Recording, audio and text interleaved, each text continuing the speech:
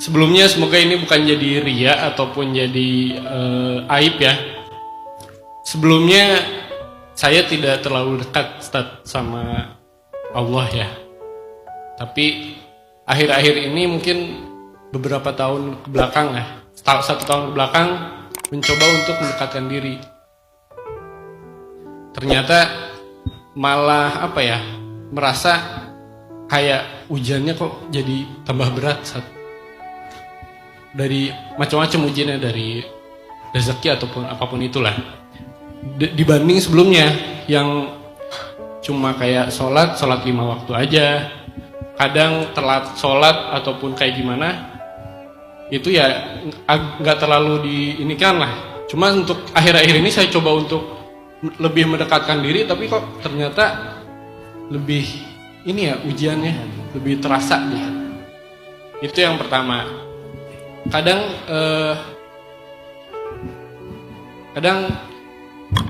hati saya tuh, hati paling dalamnya berpikir apa saya harus kembali ke yang masa lalu gitu.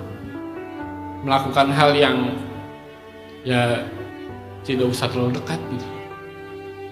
Itu yang pertama. Terus yang kedua, ini bulan Ramadan nih Sat, kan puasa nih Sat. Iya puasa ya, dong bulan Ramadan. Fahri. Maksudnya untuk bagaimana Sat, untuk puasa-puasa yang di masa lalunya tuh banyak batal Sat. Terus nggak tahu nih berapa hari, berapa kali batalnya. Bagaimana untuk membayarnya gitu. Emang banyak banget ya? Bercanda. Ya bukan. Ya semoga enggak ya Sat ya. Itulah kenapa setelah puasa Ramadan sering-sering aja puasa, tapi niat mengqadha puasa yang telah lalu. Gak usah dihitung kalau memang gak kehitung. Kayaknya berapa Ramadan ya? Ya udah puasa aja sampai kita ngerasa kayaknya udah terbayar deh gitu. Yang kedua, kalau misalnya orang yang udah meninggal nanti bayar fidyah. Saya setiap Ramadan pasti saya bayar fidyah untuk orang tua saya yang sudah wafat. Ibu saya kan dulu meninggal di tsunami di Aceh kan. Saya nggak tahu ibu saya pernah ninggalin puasa nggak. Tapi karena yang saya kenal ibu saya itu hanyalah orang biasa, bukan ustazah, yang mungkin juga baru kenal agama itu ketika saya udah agak remaja. Saya khawatir beliau belum paham, jadi tanpa sengaja banyak ninggalin puasa di masa lalunya. Jadi saya bayar sebagai anak, bayar fidyah. Setiap Ramadan saya bayar fidyah. Untuk ibu 30 hari aja. Kalau lebih jadi sedekah, kalau kurang nanti ditambahkan tahun depan. Jadi emang harus dibayar puasa itu. Sama kayak sholat. Kita kan balik itu hitunglah misalnya umur 10 tahun balik kan. Tapi kita mulai sholatnya umur berapa? Jangan-jangan lulus kuliah.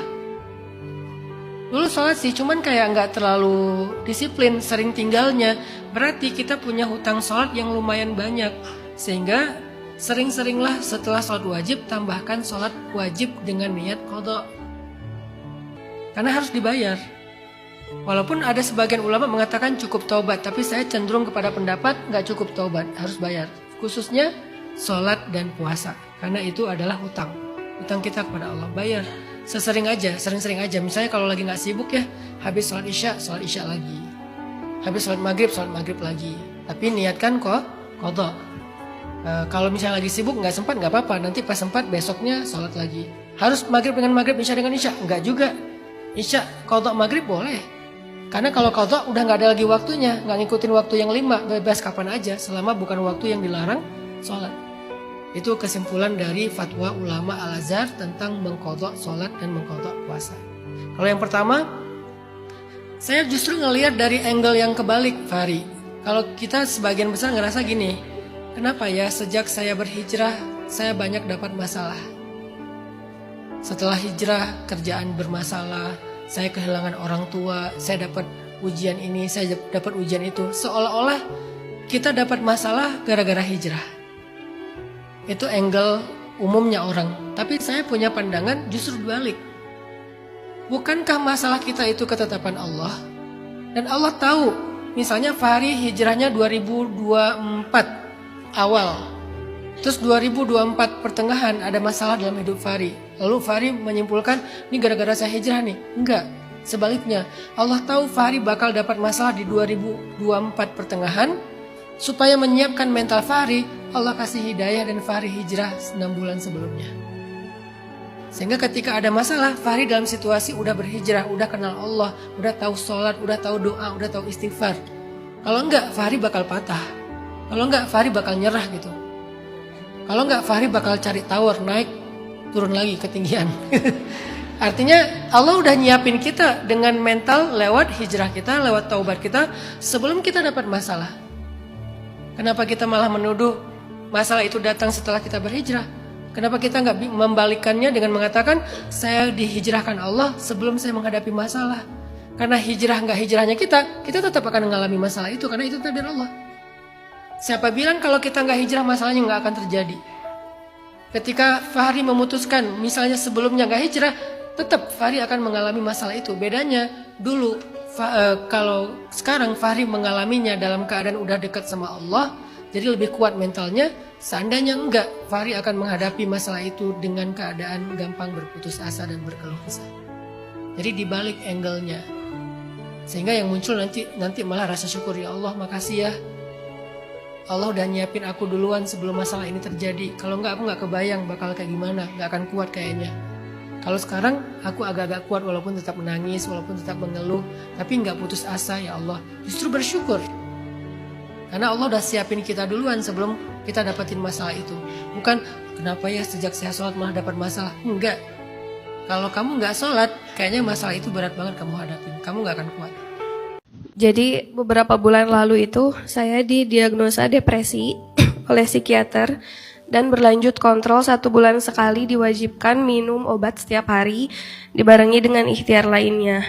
Karena diagnosa ini, keadaan fisik dan psikis saya yang seperti ini, saya terpaksa harus menjauhi 2 orang terdekat di keluarga saya, yaitu kakak dan ibu kandung saya sampai saya sembuh dan merilis trauma dengan baik.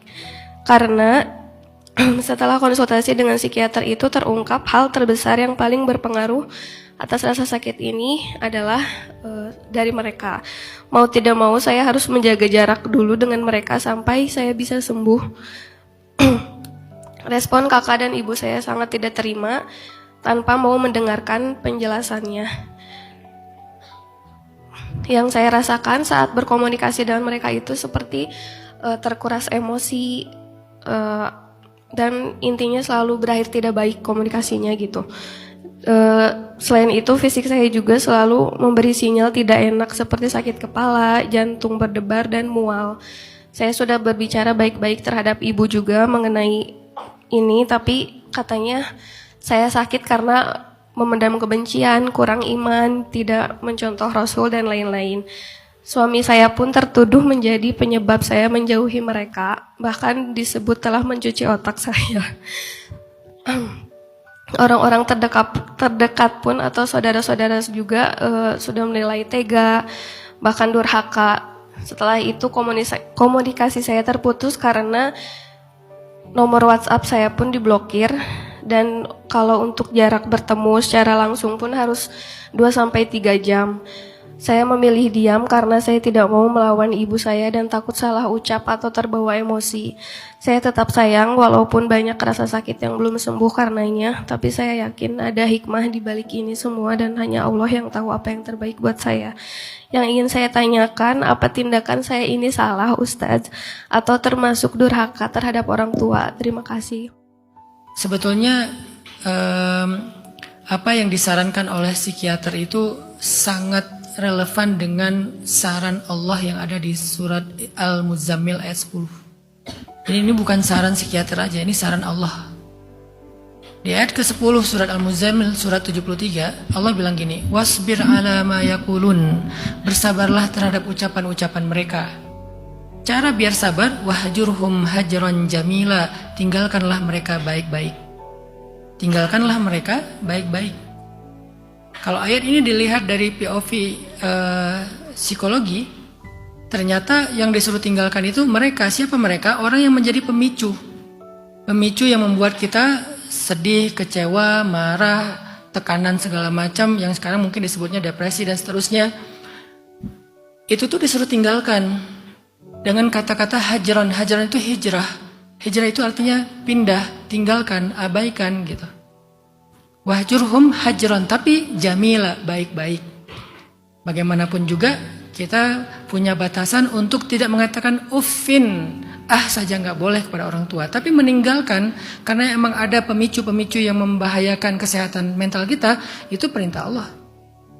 Bahkan kalimatnya bukan saran ya, perintah kan. Wasbir wahjur, bersabarlah dan tinggalkan. Jamilah. Gimana dengan mereka ya Allah?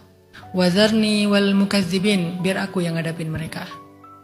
Doakan saja, semoga mereka faham, semoga mereka baca. Jadi ini jadi momentum buat mereka belajar tentang mental dan seterusnya. Akhirnya nanti mereka dapat taufik dan hidayah dari Allah. Biar Allah yang memberikan mereka petunjuk. Tapi kita memang dalam fase ingin menyembuhkan diri kita dulu, supaya kalau udah normal, kita bisa normal juga lagi dengan mereka nanti. Karena saya juga sering mendengar cerita dari istri saya dengan pasien-pasien yang ngalamin mental problem. Saya juga sedikit banyak tahu kasus-kasus kayak gini bisa normal kok. Asalkan dia tekun untuk menjalani prosesnya.